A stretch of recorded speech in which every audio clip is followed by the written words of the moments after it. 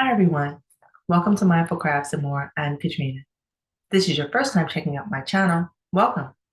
Take a look at this video or any of my other videos. And if you find yourself inspired, join my channel. For those of you who are returning, welcome back.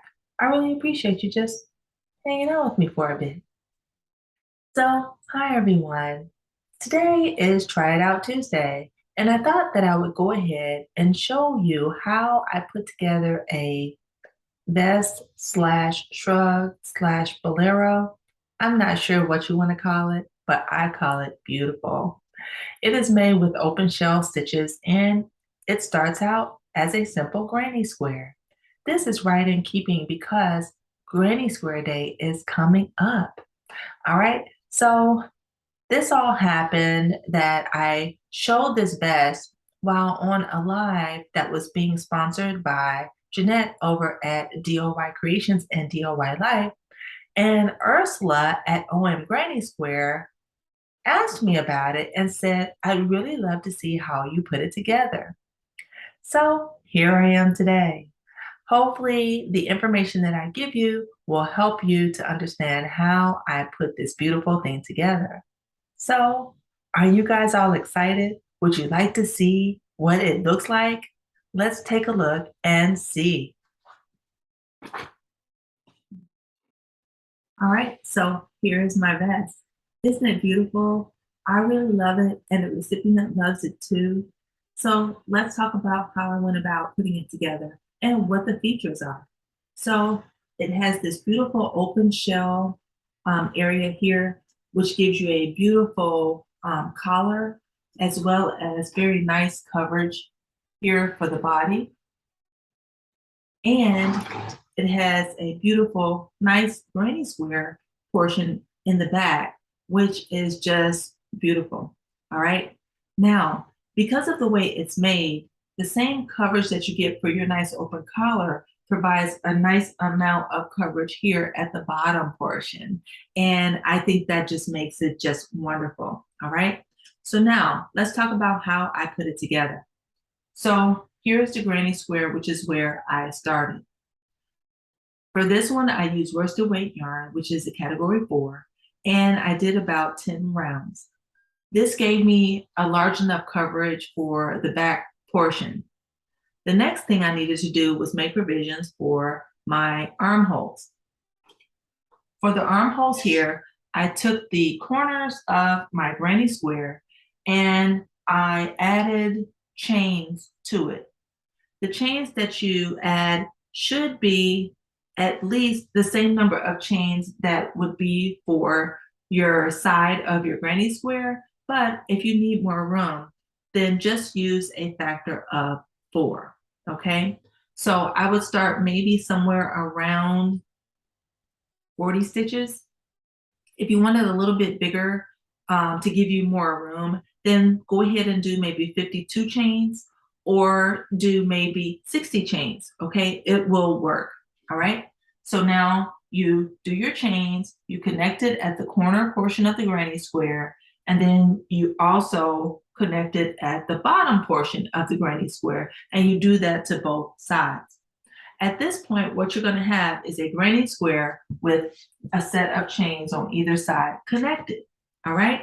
Now that gives you the foundation you need to go ahead and build on the top and bottom portion.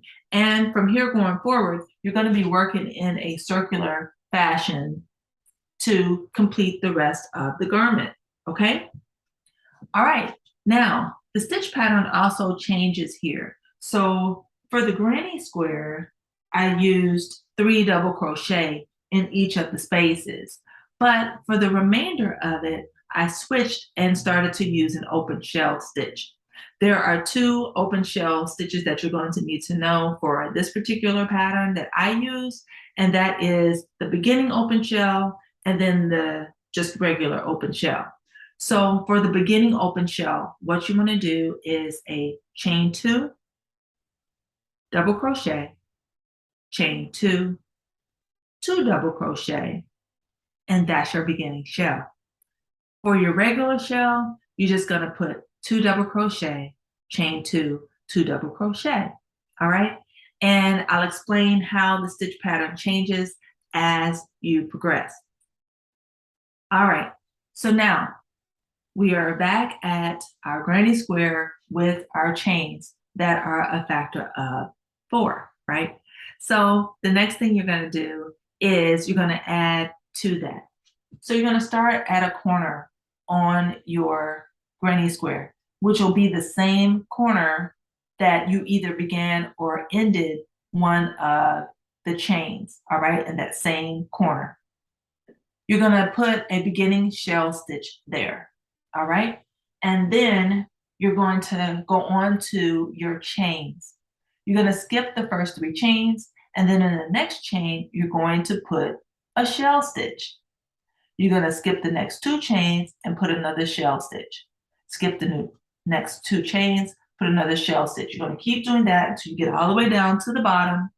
And then you should have maybe about 3 chains remaining. Skip those last ones and go directly into the space from the granny square, okay?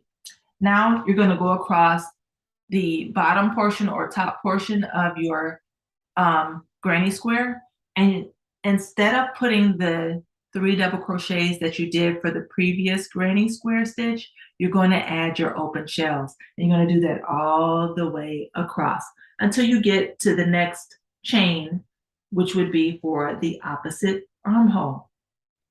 Do the same thing there. Skip the first 3 chains, then put a shell in the next chain, skip 2 chains, shell, skip 2 chains, shell. Continue to do that until you get all the way to the top, and then skip 3 chains and then put a shell in the corner of the granny square. All right, then you're going to go across the opposite end of your granny square, and you should be back at the beginning where you started out with a beginning shell in that corner. All right, then join it with a slip stitch. All right, now you've gotten 1 round done, and you're going to continue to do rounds like this with a beginning shell and then shells in the other stitches all the way around. All right, the only thing that's going to be different is as you progress. So as I progressed, I decided I wanted a little bit more openness, and I'm not sure if you can tell that by looking at this. So this is a shell and this is a shell, but you see here how there's this openness here in these rounds, but up here it's a little more narrow. Okay, so here's my granny square here, and I started doing my shells.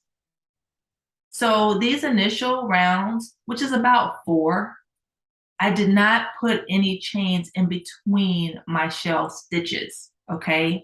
So in each shell stitch, I do have a chain too, but I just immediately go into the next stitch and put another shell. I did that for about 4 rounds. Let's see.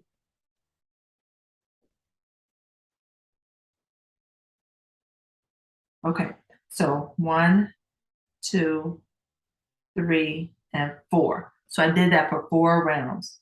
All right, so then after I did that for 4 rounds where I didn't have any chain spaces between, I wanted to open it up a bit. So then I did 1, 2, 3, 4 rounds where I did a shell, chain 1, and a shell, okay? So then after that, I opened it up a little bit more, and then I did 1, 2, 3, 4, 5, 6, 7, and 8. So then I did 8 rounds where I did a shell, chain 2, and then a shell in between. And that gave this very beautiful openness, and it helped it to flare out a little bit more. So it gives you a little bit more coverage if you need it in the hip area, or it'll give you a little bit more of a ruffling effect if you don't necessarily need it. Okay, so I think this is a beautiful design, and it turned out just beautifully. All right, so yeah, so let's do a recap.